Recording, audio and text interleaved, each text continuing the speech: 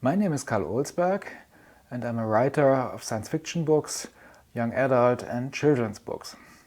My book series Boy in a White Room covers a range of questions of philosophical nature. For example, the question, what can we really know? What can we know about reality? What can we even know about ourselves? Who are we really? What's making a human a human? We live in a world where technology is overlaying our senses of perception more and more. What we see is less and less the real world and more the digital world.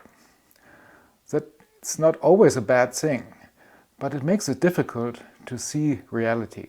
And that's the topic in my book or in my book series. There's always the question, what's real? What's really behind what I see? Is that reality? Or is that some kind of lie or illusion or deception? We have to ask the same question more and more in our daily lives, because what we see, if we get news, for example, on social media, we can never really be sure whether those are real or fake news. We have to check, we have to look behind the news to reality, what it really is. And that gets more difficult the more advanced technology gets. If we one day run around with augmented reality glasses on our heads, we will not even know if the things we see are real or not, sometimes at least. If we spend hours and hours every day in the so-called metaverse, talking to virtual people, being in virtual rooms instead of reality, we will get less and less of a feeling for what reality really is. But not seeing reality doesn't make it go away. And it doesn't make it better. So I think we need to learn to see behind those digital images. We need to see reality. That's what my hero in the books, Manuel, has to do, and he manages it to some point at least, and I hope my readers will learn from him and learn to do the same, to see behind the illusions. Of course, this kind of technology is loved by totalitarian governments. For such a government, it's easy to use modern technology to monitor their people, to watch them around the clock, to have artificial intelligence determine what they are up to, what they are thinking, what they are doing, whether they behave in the way the government wants, or whether they maybe think about things that they are not supposed to think about. This is not good, of course. It's against freedom. The problem is that the more advanced technology is, the more power it shifts from many people who use the technology to the ones who created it, who own it, who control it, which in some cases are governments, in other cases are powerful companies.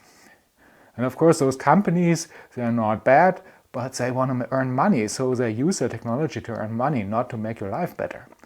It can happen that it makes your life better indeed, but in some cases it's quite the opposite and they still make money out of it. So again, we have to see behind the deception, behind the illusion, to what's real, what's on the other side.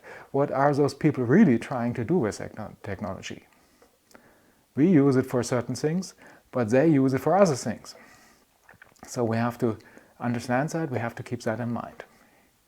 I want to say that I'm not against technology. I use it a lot. I have all kinds of technology in my home. It's not a bad thing in general, but we have to look behind it. We have to understand what it is doing to us, and we have to be independent of it as good as possible. If I look at the future, it's obvious that we need to be careful how to deal with this technology. And I think the only people who can do that are you, the young people. Me, I'm much too old. I have my own ways of thinking which are probably unchanged since 20 or 30 years. I don't know. I try to learn, I try to keep up with technology, but it's really difficult for me. So you are the ones who have to live in the world of the future, and of course you are the ones who can change it. On the other hand, in my experience, sometimes young people are a bit naive. They think, oh, this cool gadget, it really looks nice, it can do great things, it's fun, so I'll use it, I won't think about it. That's not good, I think. Like I said, technology can be used in many different ways. It can be used in good ways and in bad ways. So you always have to question what's happening here. What does this gadget do to me? How does it manipulate me, probably? That's what I'm trying to teach with my books. to see behind the illusion and the deception. And I hope that my readers will learn from it and will learn to think about the technologies they use in the future and make a better future than probably I would be able to. If I could ask you a question, I would ask, who are you really? It sounds like a simple question, but it isn't. I know that many young people ask this question more or less daily about themselves, and I still ask it about myself. What am I? Who am I? What's really my purpose? What am I going to do with the rest of my life? What's important to me? I think that's the probably most important question. What is important?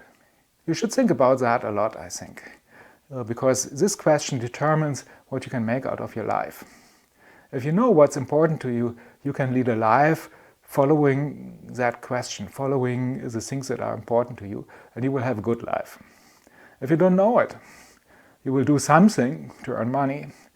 Maybe you will buy a big car or a big house or anything, but that's not what makes you happy. If you know what's important to you, then you can lead a happy and fulfilled life. So I'm really hoping that you all find what's important for you and find a way to follow that.